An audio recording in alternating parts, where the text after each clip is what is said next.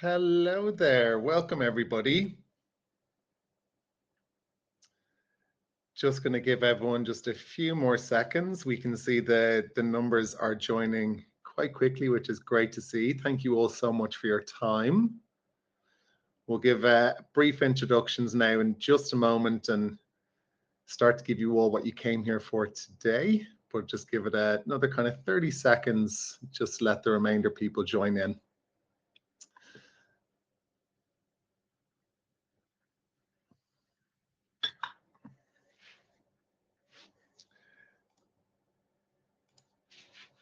Yeah, I can still see those numbers going up. Welcome everybody who's just joining. Thank you so much.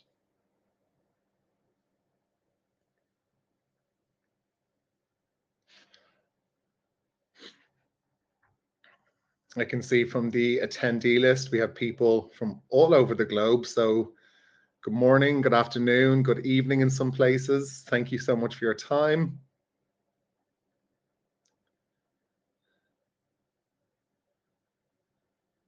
Yeah, we got the WorkFlex team in the chat there as well for any questions that we need answered or for any additional information. Guys, thank you so much for giving us a hand.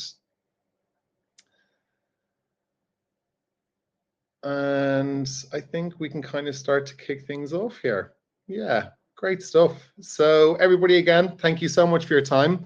Welcome to our fourth installment of the WorkFlex Masterclass. We've currently run 3 previous sessions beforehand. I just want to give a slight overview as to what they are before introducing our module here today.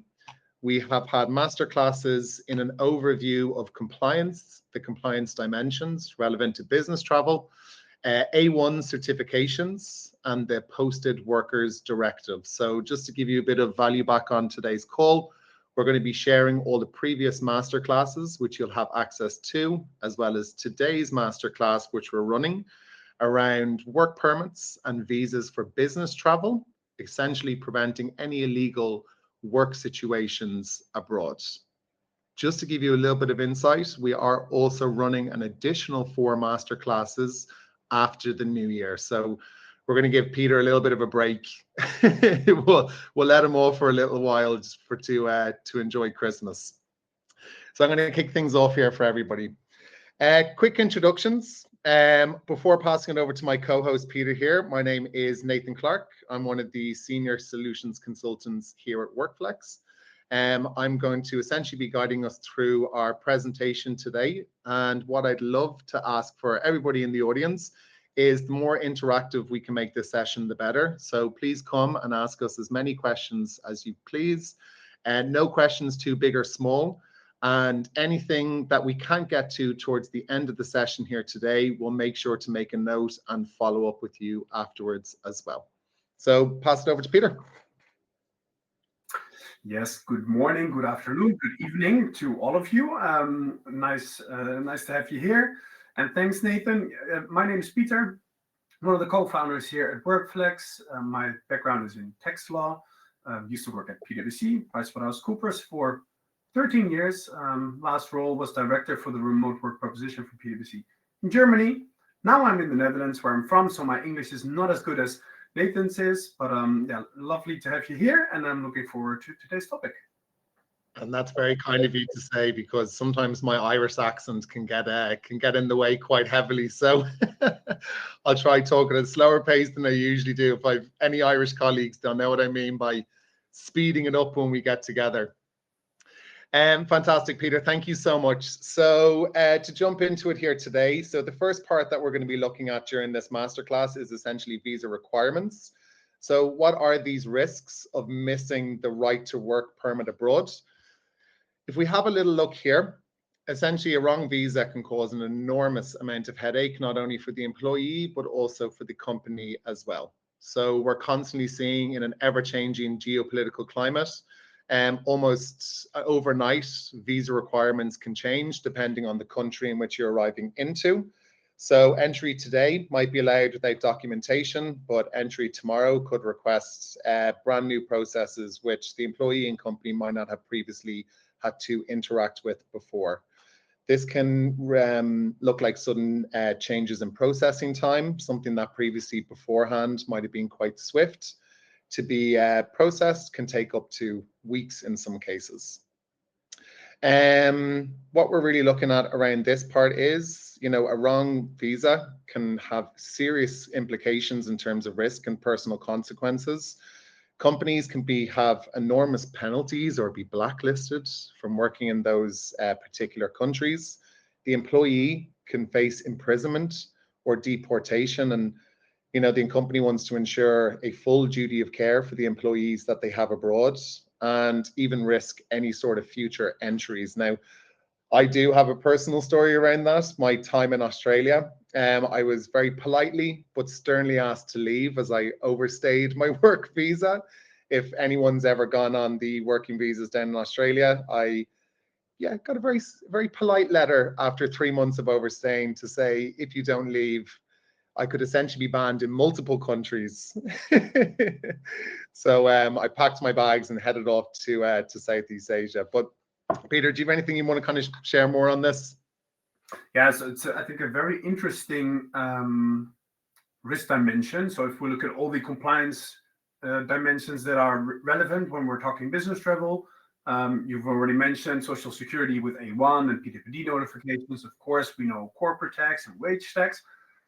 I think work entitlement or visa is actually the most interesting because, let's be honest here, also in the chat, I think quite a lot of employers kind of discard it or at least play it to the employee quite a bit. Say, look, you're traveling, you can do your own visa.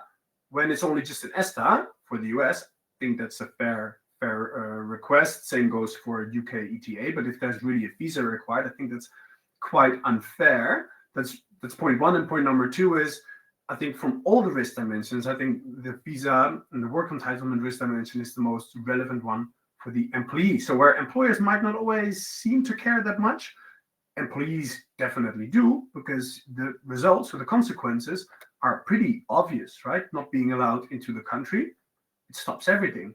If you're creating any taxable presence for your company, look, you might care about it and you're still interested in it, but it will not be a hard showstopper for you personally, at least from a feeling perspective. So I think it's a super interesting risk dimension. And it's also what you said, the consequences. It sounds super hard, deportation, imprisonment, but it's simply the result of illegal labor. And illegal labor is something that countries are not a big fan of. So super interesting risk dimension, Nathan. For sure. And Peter, what I'm kind of curious to maybe learn a bit more of you is, which factors matter the most for this immigration risk? Is it, the duration of the trip? Is it the activity? Is it the country? Or are we kind of looking at a blend of all three? A good question. So duration, when you're talking business trips, is from the ones that you mentioned, probably the least relevant. If you look at UK to EU Schengen, we're talking 90 days. And the vast majority of business trips is obviously far below it. So I don't think duration is mainly the point. I think the three factors that have the biggest impact are obviously the country where you're traveling to, the destination country, the country where you're traveling from, or more, to be more precise, actually your passport. What is your nationality? Do you have maybe a second nationality? And I'll to stick with the example from the UK to the EU. If you're a UK citizen but also hold a EU passport, everything changes. All of a sudden, you don't need a visa. So that's the second one that's very important. And the third, probably the most tricky one, also if we would stick with the UK to EU Schengen area, is the trip purpose. What are the activities that you're going to do during your business trip? So those would be the three factors that are the most important to assess in order to be able to answer the question, do I need a visa? And if so, which one? For sure. And then even on that point, then let's have a little look at essentially from a USA and UK focus, which visas should we be looking at for the purpose of this business trip? So, You know, we mentioned there an ever-changing geopolitical climate. You know, it seems like almost new processes are coming in overnight. So just to highlight some of the examples of what that essentially means, the UK and their ETA fee hike just went after full deployment. The US, I'm sure we've all heard, has much stricter entry requirements, particularly based on regions that as Peter mentioned there, that the person's passport is from. But from a company perspective, if we kind of have a look at the second last headline there, that you know, companies are facing a much larger growing need to understand what these changes are. If, you know, depending on the size of your organization, you could have hundreds, if not thousands of business trips annually. And to stay on top of that is a monstrous job. I even just want to ask a little question into the chat. If anyone that's joining us here today is, you know, kind of currently experiencing any sort of issues with staying on top of these ever-changing visa changes, please let us know. We'd love to maybe understand what's kind of top of mind for you here today, and particularly kind of the reason around joining the webinar here. Peter, any kind of live examples to share on this slide here, or any more insights?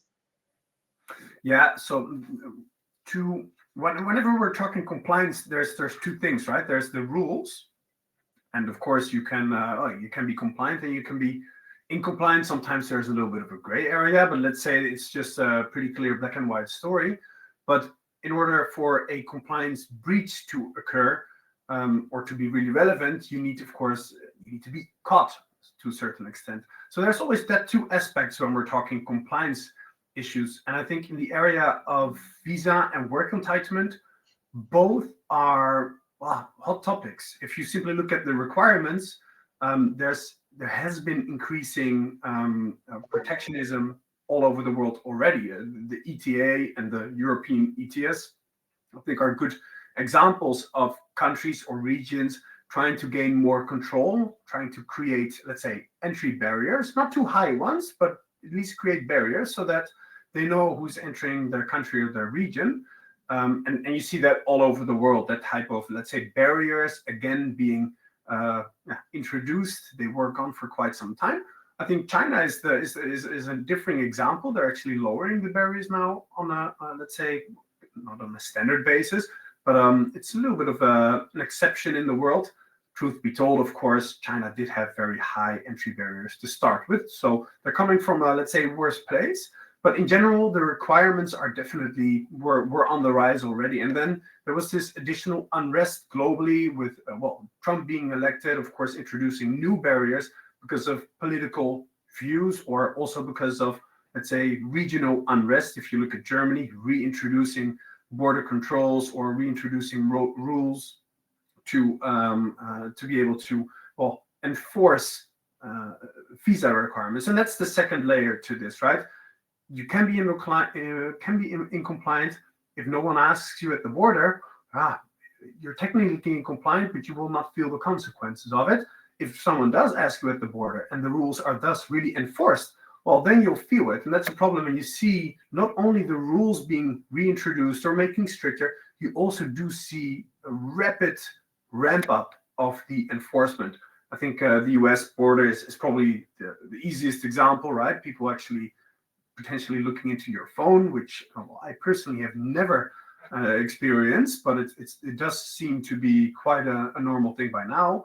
Of course, the UK ETA or the Brexit made sure that all Europeans now traveling to the UK would always have to pass through a particular machine. And also the already mentioned reintroduction of German border controls is a very clear sign of not only stricter rules, but also more active enforcement by the governments. Mm-hmm.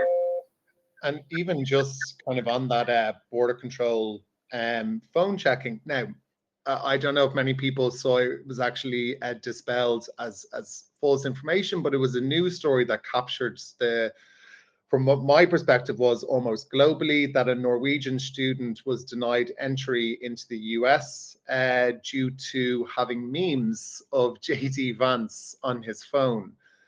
I know it kind of took global headlines and he wasn't allowed entry. Just to dispel a myth, I do believe there was more to the story. There was almost contraband that was almost involved within that. But just to really hone in on how strict Border Patrol really is becoming.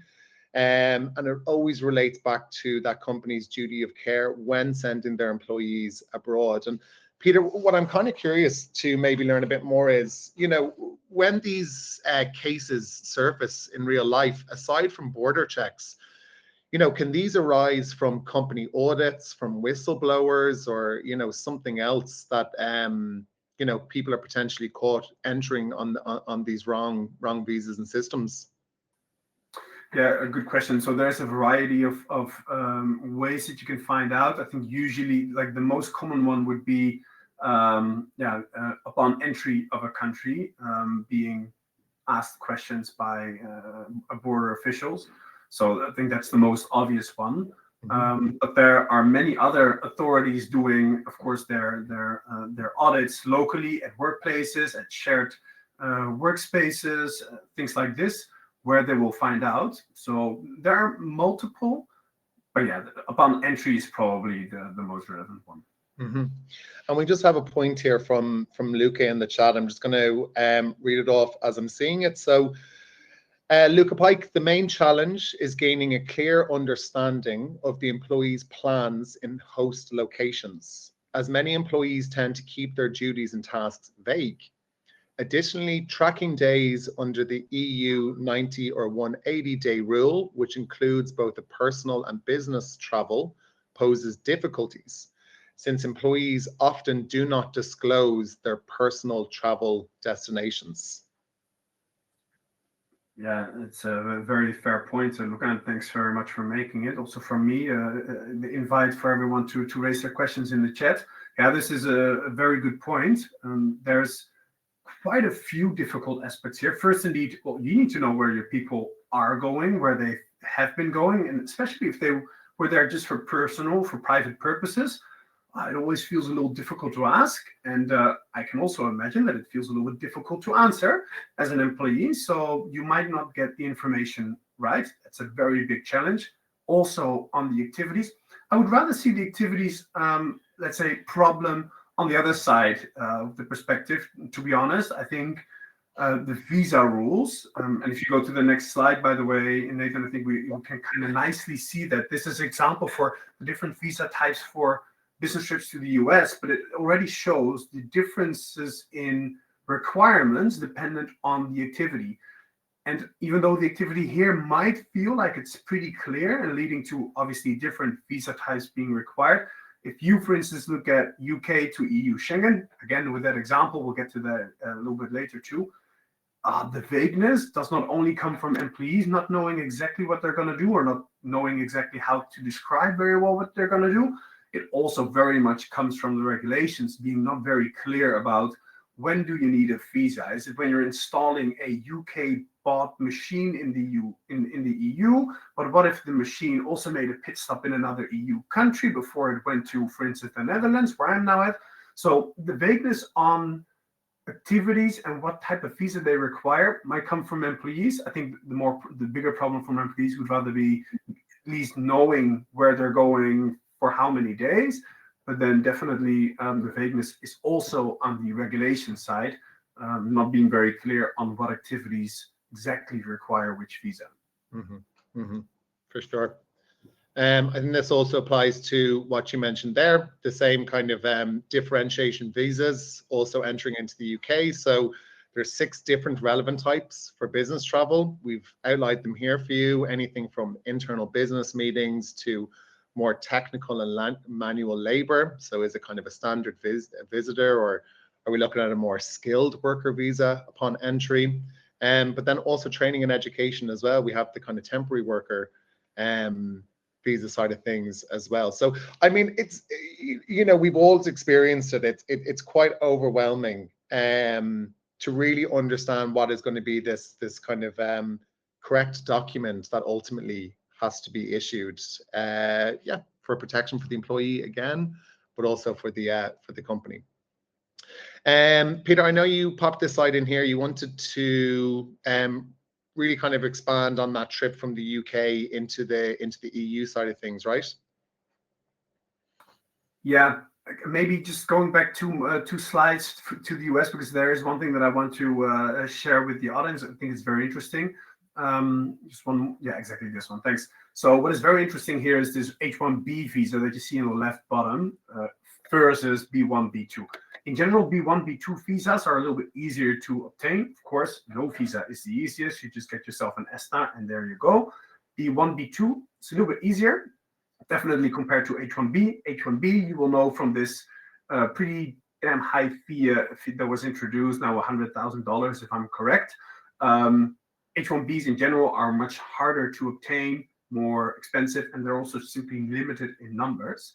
But this already shows nicely the differences. And what is very interesting, you should Google it if you're interested in this, is how relevant, or if you're not sure, how relevant it is to know whether you need an H1B or a B1 visa, then Google Infosys visa case US, and you'll be convinced of the, let's say, the other side of the conclusion. This is the biggest visa breach or visa penalty that was ever issued by the US government to this company Infosys, that kind of systematically requested B1 visas instead of H1B visas, even though, as it turned out later, that those people, basically project engineers, media traveling to the US for projects, actually required H1B visas. So back to the UK. Wow. Because I'm suspecting that there are quite a lot of, let's say, British people or British employers represented here in this call. Next slide, please. Yep. Because especially since Brexit, and this still surprises me, to be honest, it's a pretty black and white story, right? Do you need a visa as a UK citizen traveling to the EU? Yes or no? But Luca, you already mentioned it's quite vague getting it from the employer, from the employee. And I mentioned it is quite vague getting it right from the regulatory perspective. If you're bored and you're interested in this, go and research the UK to the EU Schengen area, because it is very vague, even though you would say, look, the answer is a yes or no. How difficult can it be? Of course, the entry for UK citizens, the 1980 days, Luca, you already mentioned, that's not really a problem. Also, if you're not going to perform any work, just tourism, you're going for study or for medical purposes, that's not a problem. You don't need a visa. But there's really three versions of work which need to be assessed in order to be, or considered in order to answer the question, do we need a visa, yes or no? Usually, if you're doing something on behalf of the UK employer, just doing a regular sales meeting or just going to visit an ongoing client for regular updates, let's say very superficial business, maybe visiting a webinar, or not a webinar because you wouldn't travel, a conference, all good. But then there's the work 2 out of 3 and 3 out of 3. Work which is still exempted, like you are installing a machine in the Netherlands that was delivered by a UK supplier, like after sales or installing UK machinery, that would be visa exempt. And then the last one, work and not exempted. Well, that's different even per nation. Usually, I know the UK government website refers you to the travel or the TCA, the agreement between the EU and the UK, which is 2,500 pages long, to figure out what is now exempted and what not. But I would rather recommend you looking at the country you're traveling to, because the exemptions are then actually different per country. So for Germany, there's even slightly different rules than for the Netherlands. So it's this is rather tricky to get right. Sorry for this long monologue, Nathan. No, it's, filled with information. And, we're not trying to use scare tactics on the audience here. We're more so just highlighting how severe these risks can be, but also the complications that arise from it. And what I'm kind of curious is, Peter, if someone from HR on the call or operations, is listening and maybe getting a little bit nervous, and I hope you're not, we're just want to kind of just highlight this side of the compliancy side of things, maybe just from your, extensive experience in this space, what is the first thing, if they could check tomorrow in their organization, that they should do? Good question. So what I believe is an absolute no-go is just having the company policy saying you figure it out yourself, right? Because look, at least when you're in this webinar, thank you for being here again. You have, to a certain extent, an interest in work entitlement regulations and things like this. But a regular business traveler doesn't have this, and they will be afraid or not interested. Either way, they will likely not do much with it. So I think that would be the first one.